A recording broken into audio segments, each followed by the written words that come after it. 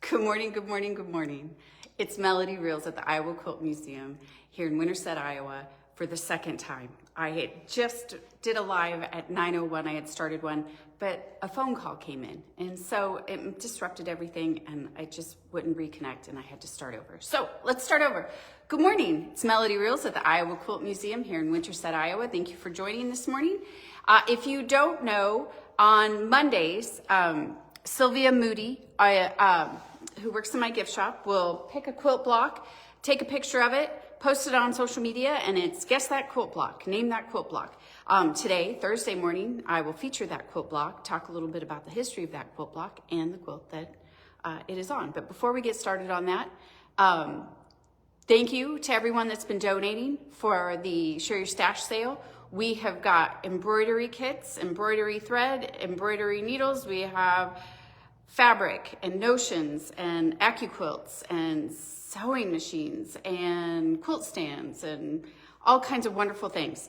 That being said, don't you need that? Don't you need some of that stuff in your craft room? Come check out our sale November 8th. It starts at 9:30 at New Bridge Church here in Winterset. When we get closer to the date, I will post the address. But 9:30 to 4:30, and it's free entry. We do fabric by the pound and a lot of free will donations, except for sewing machines and things like that. We do have prices on. But if you are a Quilt Museum member, yes, we do have membership. If you are a Quilt Museum member, you get in an hour beforehand at 8:30 for free. And you can hit that sale before others. If you are not a member and you would like to come in an hour early, it's $10. So I just suggest a donation to get in early, an hour early, or you could wait till 9:30. What else can I tell you? That's not until November. We have barn quilt painting classes again in October, but it's not until the 25th and 26th. You have time to sign up. That's all on our website. Let's get to our quilt. So I didn't have anybody really guess, I think, on this quilt block that Sylvia posted this last week. But it is called, you know what? I asked her to do this one because I thought, oh, this will be easy. It was a little struggle to find the history on this quilt block. So let me turn you around here. This is a mill wheel. And I will read what Julie has on it.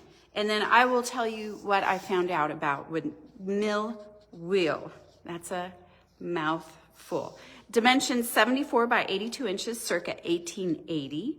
And she found it in Michigan, unknown maker. Make sure you get your quilt stories and your quilts labeled so this doesn't happen. When I first saw this, she says, I thought it might be an example of a very early blue resist. So she's talking about the dyeing of the blue fabric. And if you can't, we'll zoom in a little bit. And there are light blue flowers on this dark blue print. So she says she thought that white fabric is first colored with weak indigo dye, and then the design, the floral and the tiny dots in this case, is hand painted with wax, so as to resist a second phase of dyeing with a much deeper indigo. But upon closer examination, I now think that it is a much later fabric created in a similar way, but by machine. So I thought that was kind of interesting, little history and knowledge about how they would dye patterns or prints into indigo fabric. But so talking about the quilt block, though, this is the block here, right, with the blue in the center or the white in the center and the quarter circle in each corner. It's called mill wheel. It's from the early 20th century. The earliest one that they said 1880s Missouri, a quilt dated in the 1880s, was made by Missouri pioneer Victoria L. Lefevre Smith for her daughter. The family referred to it as a mill wheel quilt. So then later in the 1920s, they created one that was called like a old mill wheel quilt block or something like that. And it was New Hampshire Society has a paper quilt pattern for the mill wheel dating from 1920 to 1940, indicating its continued use into the 19th century, into the 20th century. Symbolic interpretations that, when arranged In a repeating pattern, the interlocking circle shape of the mill wheel block can resemble a wedding ring pattern, suggesting a connection to themes in union and community. When I would look up mill wheel block, it brought up a lot of blocks that looked a lot like the pinwheel, so it was a little confusing.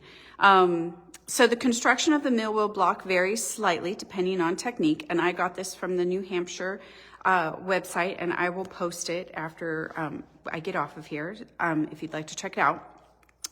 But slightly depending on technique, but it traditionally features curved pieces that form a central circle with paddles and curved sections and the corners. Some modern variations simplify the construction as using only half square triangles, flying geese, and squares. The complexity of the curved pieces has historically made it a distinctive and challenging pattern for quilters. And so I will post that. I got that from the website, from a New Hampshire history website, I believe. I have some more information about the old mill path, but that's not relevant to this really, but I can, I'll post that website as well, and you can kind of see the difference. And actually there's a blog from Missouri Star about the old mill wheel quilt block and its evolution. The versatile block with a type of drunkard's path featuring curved pieces that represents a rotation of a mill wheel, often made in patriotic colors to evoke vintage American feel. Okay, let's take you off the stand and let's look at the dyeing that she talked about, and let's look at the quilting on this quilt. So this block here is the mill wheel, okay? This is the wheel, right? And you have the curves, and then it makes the circle here. So you've got a positive and a negative of each one. And you can see in the white, she quilted a flower. And in the blue, we have blocks. And then in, each circle she has a flower as well. But I love this quilting on the side here. She did this, can you see that? The triangles that come up. It's like little mountain peaks.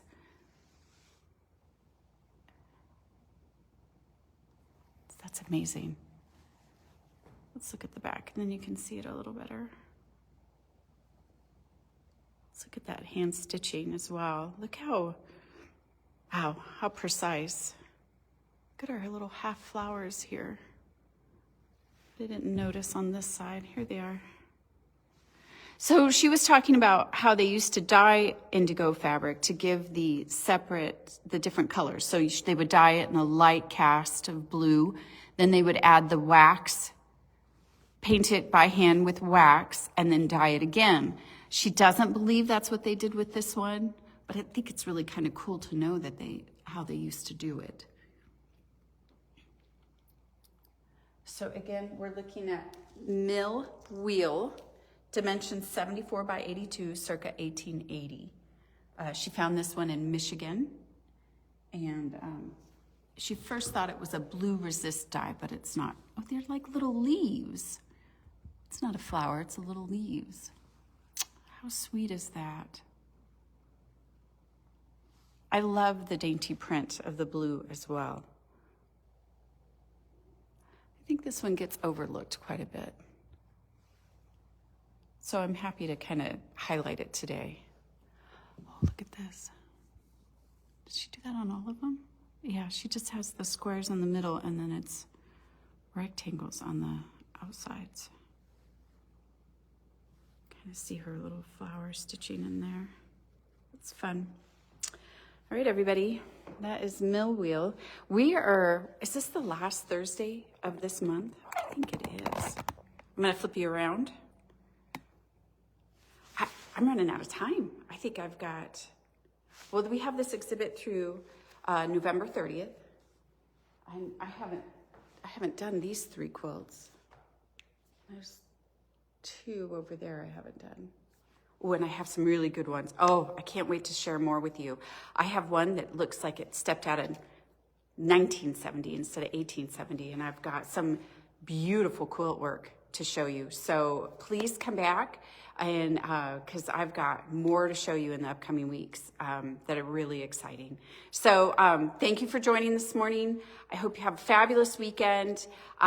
Be sure to check out our Facebook for more information, or our Instagram. We are also on YouTube. I upload these videos onto YouTube, so if you ever miss one, you can always go to YouTube and find it there. And I'm also on TikTok, kinda. But anyway, look for more information on how you can help support the Iowa Quilt Museum, and about our Share Your Stash sale, and about upcoming exhibits, and about barn quilt classes. We have an online virtual class coming up. So lots of good stuff. Ooh, did we talk about the fabric? I think we talked about it last week. So excited. Okay, anyway, go to our social media and you can learn more about all that stuff. Thank you everybody for joining, and I will see you next Thursday morning, 9-ish a.m. Have a great weekend.